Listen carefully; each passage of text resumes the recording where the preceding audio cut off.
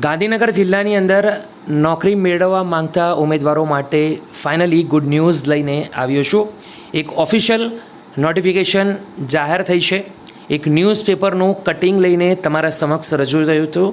Video મારફતે તમારા સુધી આ ભરતીની માહિતી પૂરેપૂરી સાચી રીતે પહોંચાડવાનો પૂરેપૂરો પ્રયાસ કરવાનો છું.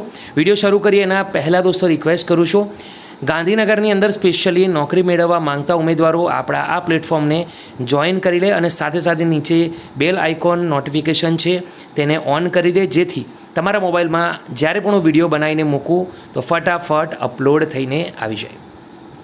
દોસ્તો આગળ વાત કરીએ, સ્ક્રીન પર અવેલેબલ છે જિલ્લા તાલીમ કેન્દ્ર ગાંધીનગર.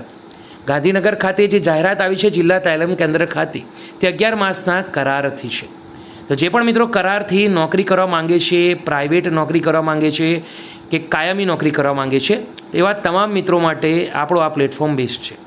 11 માસના કરારથી ગાંધીનગર તાલીમ કેન્દ્ર ખાતે આજે ભરતી આવી છે તે નેશનલ હેલ્થ મિશન અંતર્ગત આવી છે, એટલે કે NHM અંતર્ગત ભરતી આવી છે. નીચે જણાવેલી સ્ટાફની જગ્યા તદ્દન હંગામી ધોરણે 11 માસના કરારથી ભરવા માટે તથા વેઇટિંગ લિસ્ટ બનાવવાના સદરહુ જાહેરાત આપવામાં આવી છે.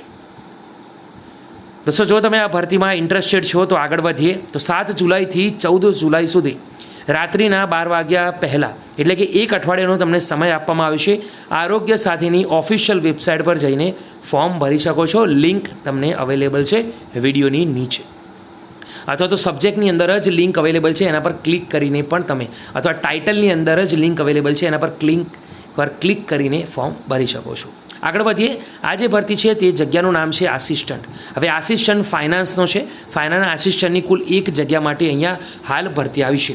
વધારે માહિતી દોસ્તો 7 તારીખે આપણે ફરી મળીશું, ત્યારે ફરી વિડીયો બનાવીશું, ત્યારે તમને માહિતી આપવાનો પૂરેપૂરો પ્રયાસ કરીશું. ડિટેલમાં આજની વિડીયોમાં આટલું રાખીએ છીએ.